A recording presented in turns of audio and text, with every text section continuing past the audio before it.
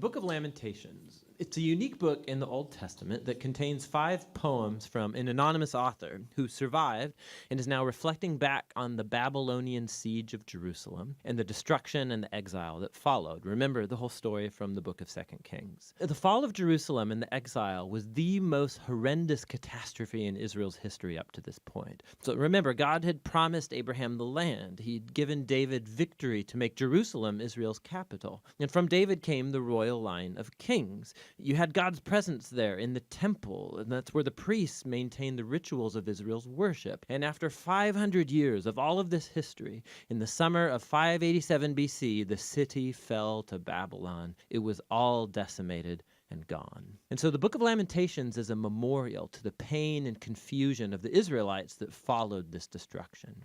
Now, the lament poems found here are not unique in the Bible. There's lots of them in the book of Psalms. And these biblical poems of lament, they do a number of things. They're a form of protest. They're a way of drawing everybody's attention, including God's attention, to the horrible things that happen in this world that should not be tolerated. They're a way of processing emotion. So in these poems, God's people vent their anger and dismay at the ruin caused by people's sin and selfishness. And these poems are a place to voice confusion. Suffering makes us ask questions about God's character and promises, and none of this is looked down on in the Bible. Just the opposite. These poems of lament give a sacred dignity to human suffering. And so these human words of grief that are addressed to God have now become part of God's word to his people. The design of these 5 poems is very intentional. It's part of the book's message. So chapters 1 through 4 are called acrostics, which means alphabet poems. Each poetic verse begins with a new letter of the Hebrew alphabet, which is made up of 22 letters. Now, this very ordered and linear structure, it's in stark contrast to the disorder of the pain and the confused grief that's explored in these poems. So it's like Israel's suffering is explored A to Z and is trying to express something that is inexpressible. Chapters 1 and 2 each have 1 verse per letter, giving them a really similar design, but the themes are very different. So chapter 1 focuses on the grief and shame of a figure called Lady Zion. The poet personifies the city of Jerusalem as a widow, also called the daughter of Zion. And she sits alone. She's bereaved of her loved ones, devastated. No one comes to comfort her. It's a very powerful metaphor. And then Lady Zion speaks. She calls on the Lord to notice her fate. And through this image, the poet, he's showing that the city's destruction brought a level of psychological trauma on the Israelites that can only be expressed as the experience of a funeral and the death of a loved one. Chapter 2 focuses on the fall of Jerusalem and how it was a consequence of Israel's sin and was brought about by God's wrath, which is a key word in this poem. Now, it's important to remember that in the Bible, God's wrath is not spontaneous, volatile anger. The biblical poets and prophets, they use this word to talk about God's justice. So Israel had entered a covenant agreement with God, and for centuries they've been violating it by worshiping other gods, perpetrating injustice, oppressing the poor. And so, yes, God is slow to anger, but he eventually does get angry at human evil, and he will bring his just anger in the form of punishment. In the case of Jerusalem, this involved allowing Babylon to come and conquer the city. And so this poem is acknowledging that God's wrath is justified, but this doesn't keep the poet from lamenting and asking God to show compassion once again. Chapter 3 breaks this design pattern by having 3 verses per letter, so it's the longest poem in the book. And the voice is that of a lonely man speaking out of his suffering and grief as a representative of the whole people. And what's interesting is that this chapter is full of language that's drawn from other parts of the Old Testament, from the laments of Job and from other important lament psalms, and even from the suffering servant poems in Isaiah. And the poet sees his hardship as a form of God's justice, like chapter 2 said. But paradoxically, this is what gives the poet hope. And it leads him to offer the only hopeful words in the whole book. Because of the Lord's covenant faithfulness, we do not perish. His mercies never fail. They're new every morning. How great is your faithfulness, O God. So I say to myself, the Lord is my inheritance, therefore I will put my hope in him. So the poet reasons, if God is consistent enough to bring his justice on human evil, then he'll also be consistent with his covenant promise to not allow evil to get the final word. And so for this poet, God's judgment is the seedbed of hope for the future. Chapter 4 goes back to the same alphabet structure as chapters 1 and 2, and is a vivid and disturbing depiction of the 2-year siege in Jerusalem. And it contrasts how things used to be in Jerusalem of the past and how terrible they became in the siege. So children used to laugh and play in the streets, but now they beg for food. The wealthy used to eat lavish meals, but now they eat whatever they can find in the dirt. And the royal leaders used to be full of splendor, but now they're famished and dirty and unrecognizable. And the anointed king from the line of David has been captured and dragged away. So the poem's power comes from the shock of these contrasts, and it's exploring the depth of the suffering that Israel brought on itself. Now, the final poem is unique because it breaks the design pattern. It's the same length as all of the other alphabet poems, but the alphabet order is gone. It's like the poet can't hold it together anymore, and his grief has exploded back into chaos. The poem is a communal prayer for God's mercy. Israel begs God not to ignore their suffering or abandon them. And the poem offers a long list of all of the different kinds of people who were devastated by the fall of the city.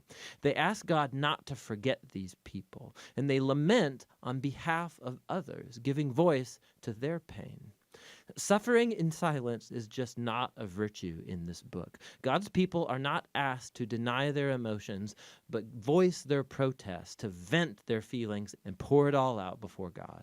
The book ends with something of a paradox. The poet acknowledges that God is the eternal king of the world, but also that Israel's circumstances make them feel like God is nowhere to be found. And so the final words of the book leave this tension totally unresolved. It asks, unless you've totally rejected us, and the book ends. The poet doesn't offer a nice, neat conclusion, much like our own experiences of pain and suffering. The story of the Bible doesn't end here, but this very important book shows us how lament and prayer and grief are a crucial part of the journey of faith of God's people in a broken world. And that's what the book of Lamentations is all about.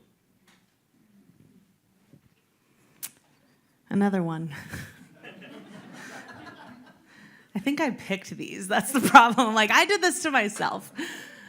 When I was in my mid-20s, I was going through one of the hardest, I would say looking back, one of the harder points of my life. I had just unexpectedly lost my best friend. She had died. Wasn't sick, wasn't planned for. Got a call when I was at work saying Sarah's in the hospital, and I was like, what? I didn't know how to process this grief.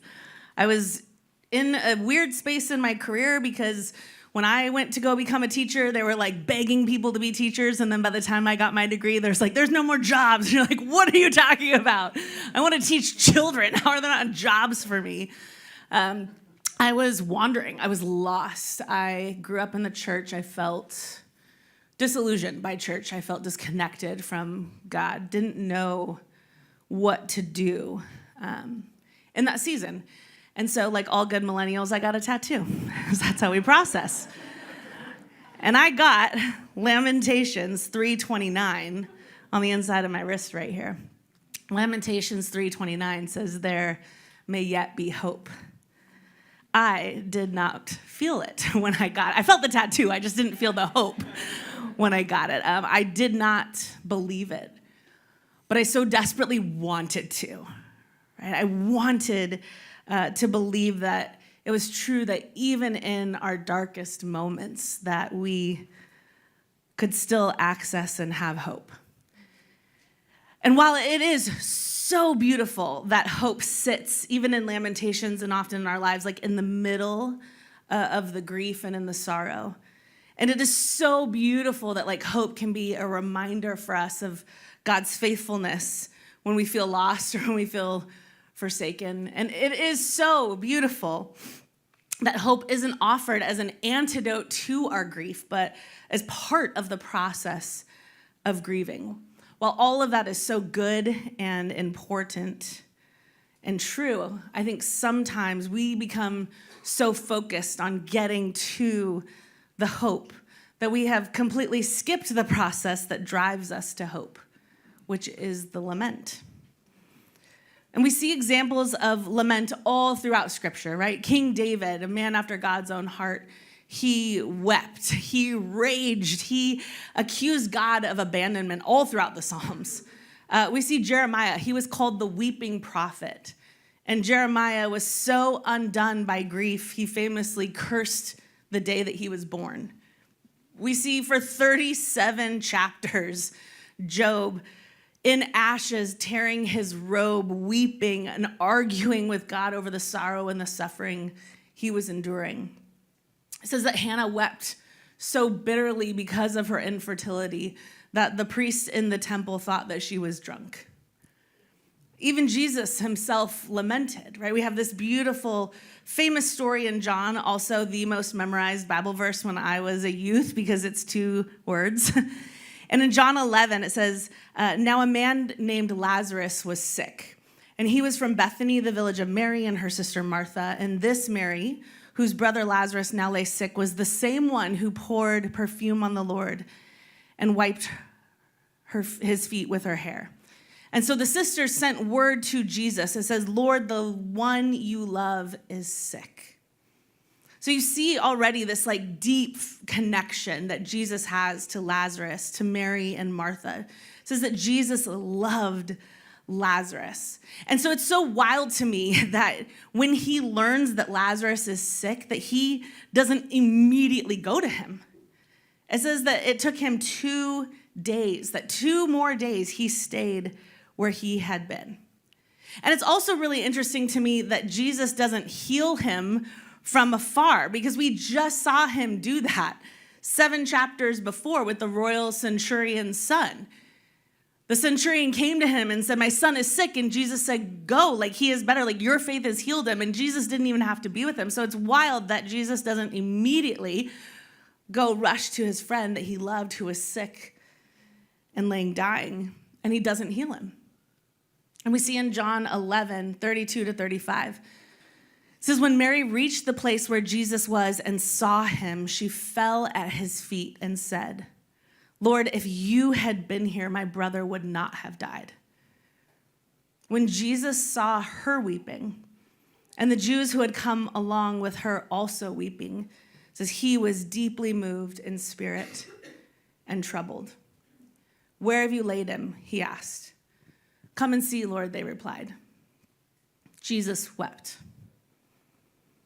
I love this story because Jesus wept not just for his own pain and his own loss, but when he saw the anguish and the hurt and the pain of Mary, of the Jews who had come to gather, of Lazarus' friends, of his family, he sat and he wept with them, which is wild because he didn't have to. Like, he knew that he was going to raise Lazarus from the dead. Spoiler alert if you haven't heard that story.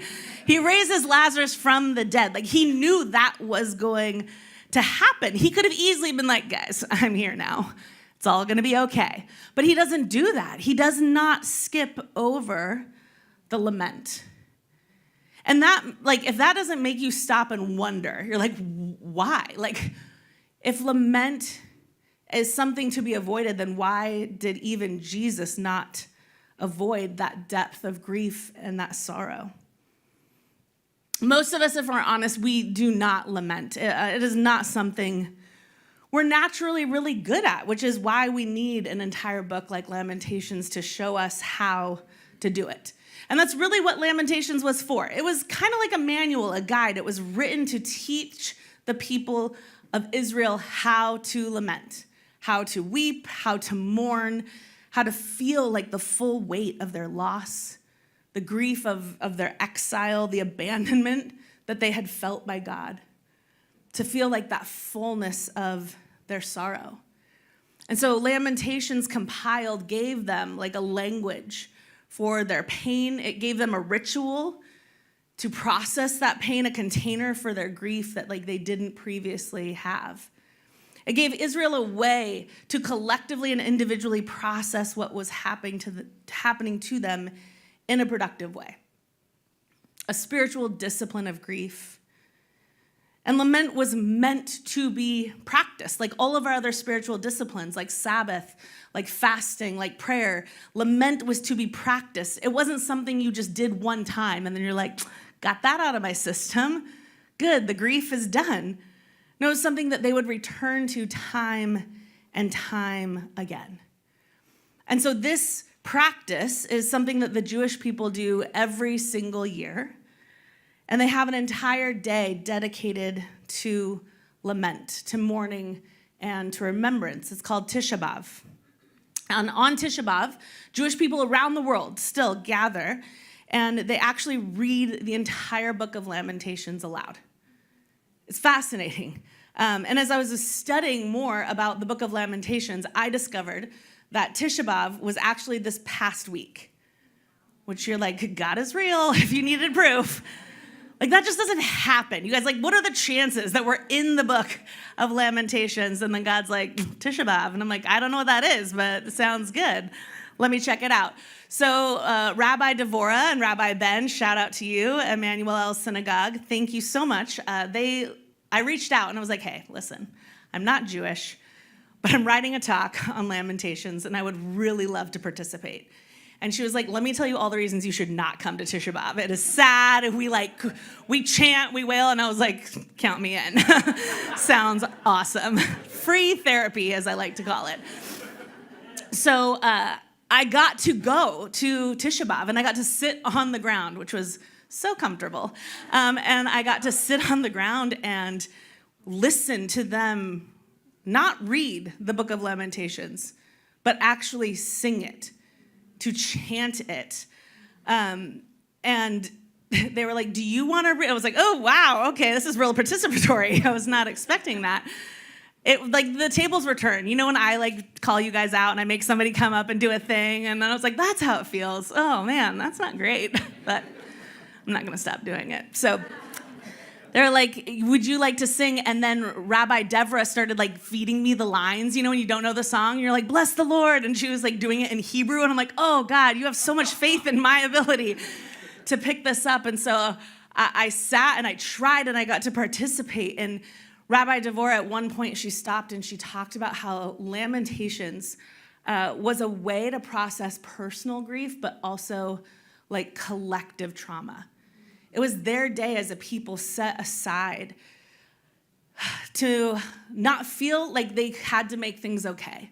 She told me, she's like, we're not even allowed to read the Torah because the Torah is supposed to be hopeful and joyful. We don't read anything that is supposed to spark joy or do anything. We sit and we fast and we just give ourselves over to the sorrows of the day. And so I was surprised, but not surprised, to find myself sitting there feeling a lot of feelings. Like, I just sat for an hour in sadness and in sorrow and in lament. And it was very heavy in my heart because, you know that phrase, like, when it rains, it pours? The day before, I'd been at a coffee shop. At the beginning of Tisha B'Av, on Wednesday, I was sitting at a coffee shop, and I was working on this talk, literally, like, texting with Rabbi Devorah about going to Tisha B'Av. And I got a text from Pastor Derek, and he said, hey, you know, Dan Braga and his wife Alexis. And I said, yeah, of course. They're pastors of Neighbors Church, great friends of Makers of Us. And he said they got into a car accident, and their youngest daughter, who was in the car with them, passed away. And his wife is in critical condition. And I was like, okay, gotta go get Loretta from school, gotta go, like, I got friends coming over for dinner. And I was just so, like, overwhelmed in this moment of this grief and this pain, like, for Dan, for Alexis, for their family, for the loss, for the church. But then, like, a million other things, you know, started coming up. You ever have one of those moments where you're like, oh yeah, I started crying about this one thing, but then all of a sudden, like, all these other things start coming up to the surface, and I was processing like so many things all at once, and I didn't know what to do with it. I'm like learning about having a container for lament and grief, and I'm like, I can't contain this, you know? I'm just crying in a coffee shop, like by my work, like these people are gonna see me again.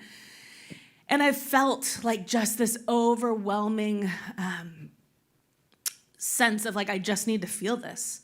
Like, I need to let myself feel this. Like, I can't get up on Sunday and talk about feeling lament and then not give myself permission to feel lament.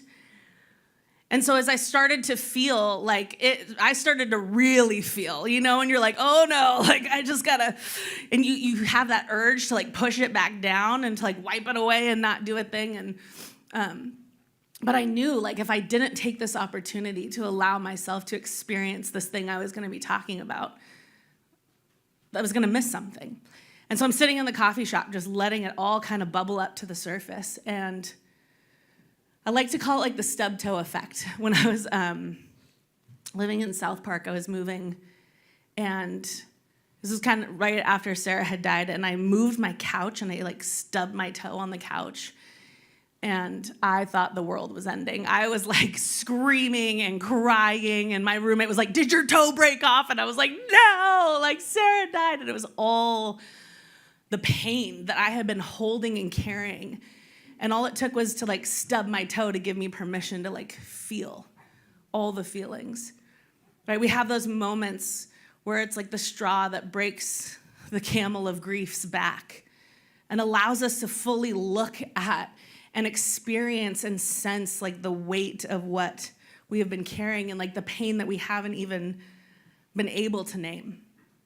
And that's what lament is, right? Like all three words that we have in the Greek and the Hebrew that describe lament, kana, naha, pentheo, they all mean essentially the same thing.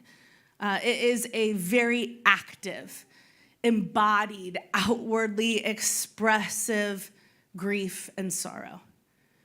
Lament is like loud. It is very in your face. It's not quiet. It's not internal. It's not it is the thing that you express with your whole body, your whole voice, your tears, like your entire soul pouring out. It is the insanely, deeply felt feeling that we see described in the book of Lamentations. Right, from the very beginning, like the city is weeping and crying out without relief. We see the city compared to this woman who is just sitting alone, weeping and weeping and weeping. And then if you move on into Lamentations, in Lamentations 1, you see, from on high he sent fire. It went deep into my bones. This is why I weep and my eyes overflow with tears. No one is near to comfort me. Next chapter in Lamentations 2, he says, arise, cry out in the night at the beginning of the watches. Pour out your heart like water before the presence of the Lord. You see this image of just like gushing all of the feelings and the emotion. And in Lamentations 3, it says, he has made my flesh and my skin waste away and broken my bones. My eyes flow with rivers of tears because of the destruction of my people. My eyes will flow without ceasing, without respite, until the Lord from heaven looks down and sees. I feel like Lamentations is like the Jewish dashboard confessional. Like, it's just like the original emo song. Like, when I read Lamentations, I just picture me and Liz Costelli in my 2004 Escape, like, screaming infidelities. I didn't even know what an infidelity was, but I was screaming it, right, at the top of my lungs. And that's what Lamentations does, right? It gives us, like, Chris Carrabba level of permission to feel all of the things we need to feel, which is amazing. In theory, because let's be honest, most of us would be very uncomfortable with the level of lament that we're talking about. Like, you tell me if you walked in and you just saw Nate over here sitting on the floor in the fetal position weeping, you would not feel uncomfortable? I'd feel a little uncomfortable. I'd be like, okay, Nate, like, that's good. Maybe, like, take that outside. Like, we have, like, a socially acceptable level of grief that we are like, that's good. That's good. There's like an octave where you're like, that's a little too high. Like, you need to go elsewhere, right? Because we are, most of us, very, very uncomfortable with outward expressions of grief. Most of us are just push it down, just bottle it down. It's going to go away. We're just going to deal with this later. But that's the worst way of dealing with our emotions. William Fry, very, very famous biochemist, discovered in the 1980s that emotional tears contains stress hormones and toxins that are not present in like the tears you get when you're like cutting onions or like, oh, I'm so sad. Like when you have real tears, it says the research suggests that crying is literally your body flushing stress out through your eyes. And if you're like, Chalese, why are you always crying? I don't know. So I'm a toddler, I'm a principal at a high school, I'm a pastor here, just a lot of emotion. But crying activates our parasympathetic nervous system. It actually releases endorphins and oxytocin. Crying shifts us out of fight or flight, which is why even like when it feels awful when you're crying, you know that feeling after? You're like, oh, I feel so much better. Yeah, because your body is literally flushing out the pain and the stress. Tears and weeping are how we know that like God is doing a work, right? Desert fathers believed that you could not have true lament without tears. There's a story of one of the desert fathers, Abba Arsenius, and it says that he had a hollow in his chest, channeled out from the constant weeping and the tears, that he would just sit and work and weep, so much so that it carved him, it shaped him. Abba Poemen said, one who wishes to purify one's faults purifies them with tears. One who wishes to acquire the virtues acquires them with tears. Weeping is the way that scriptures and the fathers give us when they say weep. Truly, there is no other way than this. And some of you don't cry enough, right? And it shows, like, you know who you are, Derek. Derek never cries. He's always like, make him weep. I'm like, why don't you try weeping? Like, release some of those stress hormones, those toxins. Me, I love to cry. I love to feel deeply. You don't have to threaten me with a good time. I'm like, great. We all crying together, taking turns. Like, what are we doing, you know? And I know it's shocking. I wasn't always this way. I know you're like, what do you mean? Like, I didn't always cry the way that I cry now. I grew up hardcore. Me and Danny, we don't cry, right, Danny Fancher? Not up. Or tough until I went into my emo phase. Then I cried a lot, and then back to hardcore, right? Full circle. Unlike June last week, he talked about how he was like a Bible college dropout. I was a Christian ministry kickout, so I had a lot of things to cry over. But when I think on my life, my first true experience with lament was after I got kicked out of Teen Mania. And I remember, God, I was so emo. Every night I would drive to my friend Sonny's house in East County. Already worth crying over. That's where I was hanging out. I would drive to my friend Sonny's house in East County, no shade. I grew up in East County. I'm allowed to talk about East County. I would drive over to my friend Sonny's house, and he would put on Sigur Rós. Sigur Rós had just come out. And I would just lay on the couch and cry for hours.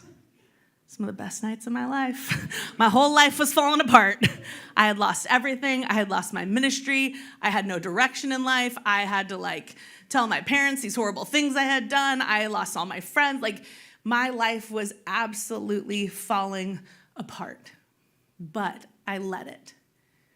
And I sat in that basement and I cried and I lamented and I allowed all the weight of all of the things to wash over me. And over time, it started softening me, really softened my heart. It was marked. I remember my dad, one time I was apologizing. I was like, I don't know why I'm crying all of a sudden. And he was like, don't apologize. You used to be really hard-hearted and now you're really tender-hearted. He's like, never apologize for that. I was like, all it took was destroying my whole life. Great. Maybe you haven't had a breaking moment like that yet. It's not too late. Maybe crying isn't for you. Danny, that's okay. St. John of the Ladder. Also, what a name. St. John of the Ladder. Ladder, like climb the ladder. Said, tears often lead frivolous people to pride, and that is why they are not given to some. You're too humble to cry, Danny. It's fine. It says, and such people seeking tears in vain. So if you're trying to fake cry, this is for you. It says, consider themselves unfortunate and condemn themselves to sighing, lamentations, sorrow of soul, deep grief, and utter dismay. all of which can safely take the place of tears. Okay, so you don't want to cry, fine. You can sigh really loudly. Let's just try it. I feel like it would feel good, just like a collective like, that was really loud from over here. I don't know what's going on. Second row over here. Oh, it's Quincy's parents. You guys got a child, toddlers. You're like, oh my God, it's real. But it's not about the tears, right? We can talk a lot. Like, you just got to cry. It's not about the tears. It's about the honest lament, right? We can't just be like, okay, great. I'll just go home, listen to some dashboard confessionals, sigh really big, and then everything in my life will be better. It's not how it works. But one of the most interesting things to me about how the Desert Fathers viewed lament, if you don't know who the Desert Fathers are, man, look them up. 3rd century monks literally left everything to go learn about how to encounter God in real, authentic ways. And they talk a lot about sorrow, a lot about lament, a lot about real heavy emotion. And they had 2 ways of viewing lament. The first one was called compunction, most similar to Pentheus, what we see in Matthew when it talks about grief and sorrow. Blessed are those who mourn, right? That would be compunction. Compunction was seen as true lament. Desert Fathers described compunction as tears of profound honesty with ourselves about the ways we have sabotaged ourselves or hurt the ones we love. Tears of compunction are like a great cleansing river running through the heart of the desert, releasing our sorrow and grief so that we might return to God free of encumbrance. It's the first type of lament. The second type of lament was called acedia. And acedia is what happens when you experience deep sorrow and pain, but you don't actually lament. They would refer to it often as like a false grief. It's when you feel, but instead of allowing like the pain to soften you, it hardens you. It's when you experience the same types of anger and loss and suffering, but instead of softening your heart, it makes you bitter and closed off. And we actually see in Scripture these 2 different types of grief drawn in parallel and comparison to one another. In 2 Corinthians 7:10, it says, for godly grief, compunction, pentheos, for godly grief produces a repentance that leads to salvation and brings no regret. But worldly grief, this is that acedia, worldly grief produces death. This is true lament, sorrow. It leads us to repentance, to life, to salvation, to true change, to a space we know we have experienced it all. And we have no regrets. You're like, I have felt everything I needed to feel in this season. I have allowed myself to endure everything that has been brought my way. I haven't tried to rush through. I haven't closed myself off. I have just let myself be. And I have no regrets about that.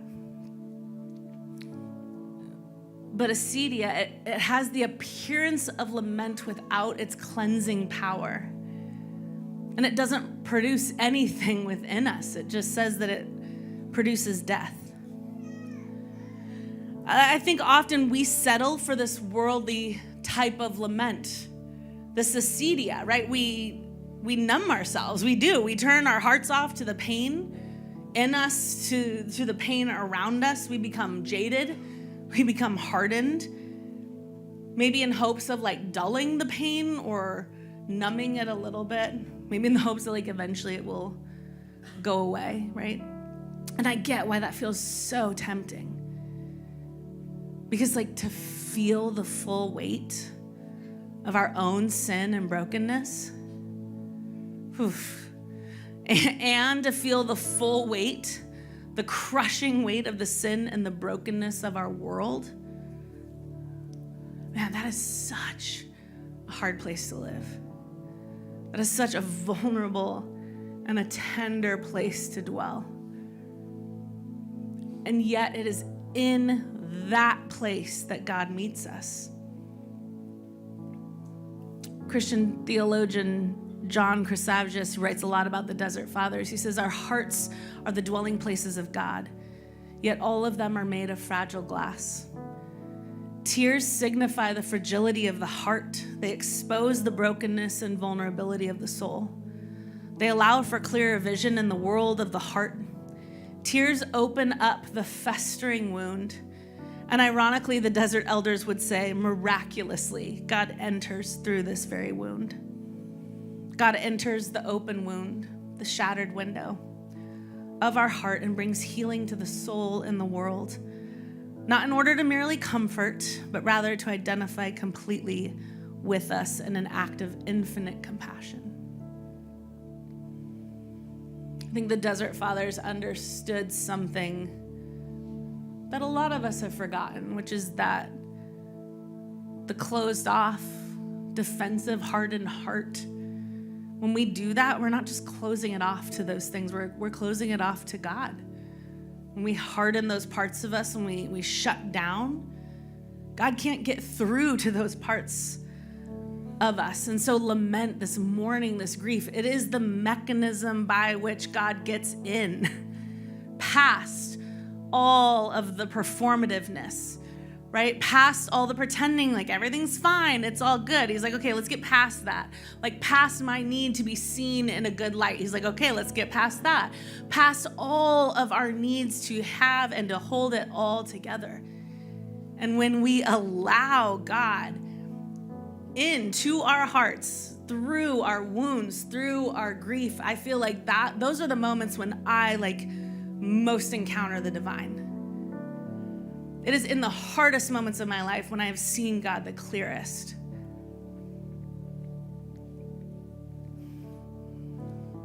Okay, so where do we go from here, right? Like, how do you tie a bow on the book of Lamentations now that we're all sad? Or maybe just me, it's fine. We don't, right? Lamentations doesn't tie a bow on the book of Lamentations. Lamentations literally says, you, Lord, reign forever. Your throne endures from generation to generation. Why do you always forget us? It's like, God, you're so good. Also, I have some notes. It's like, why do you forsake us for so long? Restore us to yourself, Lord, right? This desperation that we may return, renew our days as of old. The Israelites are crying out like, fix this, do something. And the final verse of Lamentations, unless you have utterly rejected us and are angry with us beyond measure, period. I would not be okay with that. I'd be like, nope, we got to finish that chapter. Like, that's not done. That's not how we leave things. But that's how grief often leaves us, right? There is no answer. There's no end. It's like, when am I going to stop feeling? I don't know, never. Like, when does this get fixed? Tomorrow and a year from now? 2 decades? Like, I don't know. I don't know the pain that you're in. I don't know the grief you have experienced. I don't know the lament that you have denied yourself. I don't know if it's been days, weeks, months, years, decades that you have been carrying and holding on. And I know it's tempting to want a solution, right? You're like, okay, I just want to know, like, how do I get over it? How do I heal? How do I move on to that hope? But you can't manufacture that hope, right? That only comes through honest lament. And so if your question is, how long, oh Lord? The answer is probably as long as it takes. And I don't know about you, but I have had moments in my life where I'm like, this is never going to change. I am always going to feel the way that I feel. And I literally woke up the next day and I was like, over it, done. Miraculously. And then I have had the most minor of inconveniences that 6 months later, I'm like still perseverating over and hyperfixated on, ruining my day. And that is just the roller coaster that is lament when we open ourselves up to truly feel.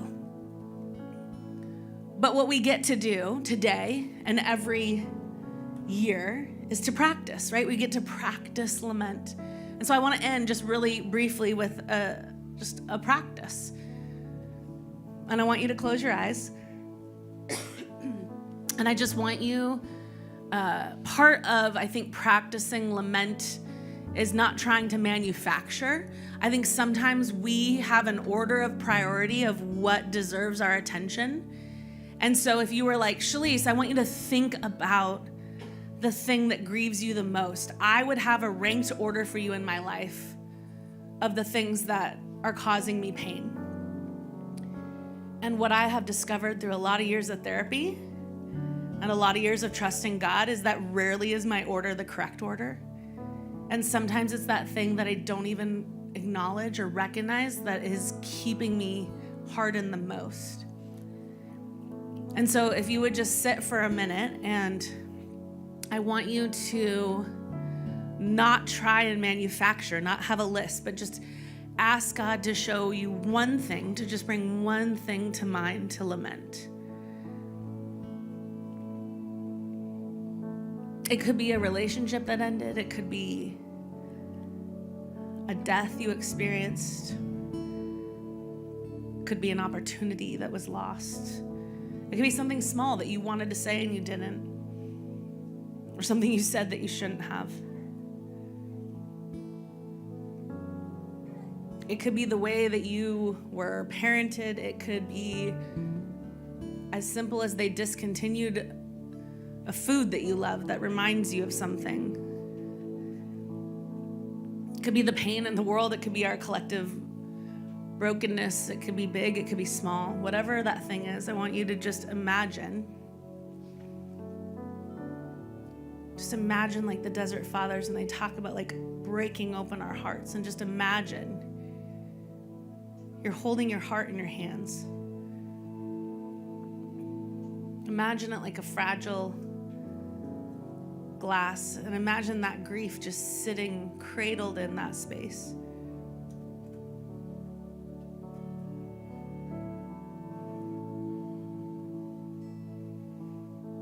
And just take a moment, and don't rush to like analyze it or try and make sense of it or fix it or even think too deeply about it. Like, just what would it look like to just sit and hold that thing and hold space for that thing?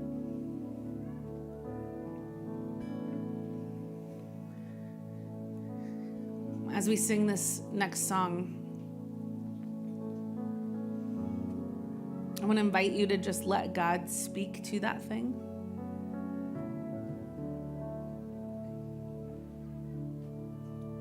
Maybe to let God enter through that heart wound. And just imagine if God did come, if God came and he met with you, what do you imagine he would say?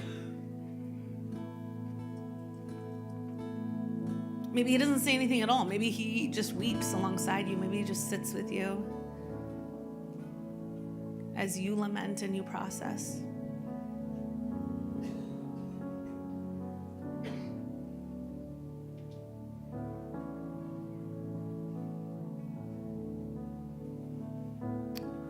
I'm going to invite you to stand as we sing this next song. Growing up in a really performative evangelical Christian space, I'm always hesitant to tell people to do things, you're not gonna tell me what to do. I'm gonna not raise my hands now, even though I love raising my hands. But as we sing this song, what I want to invite you to do is to just continue this practice. So I want to invite you to close your eyes, to go back to that image of that heart.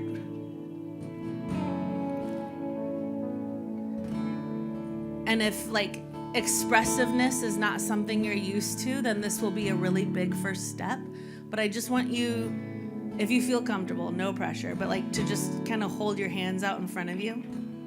It's this posture of worship where it's like a posture of surrender. But as we sing this song and we hold space for this lament and this grief, I just want to encourage you, if that feels like a next step for you, to just hold your hands out and just imagine as we sing this song what God speaks over you. God, meet us in our lament, meet us in our sorrow. God, meet us at our greatest point of need. Meet us in our wounds and in our suffering. There may yet that be hope. In Jesus' name.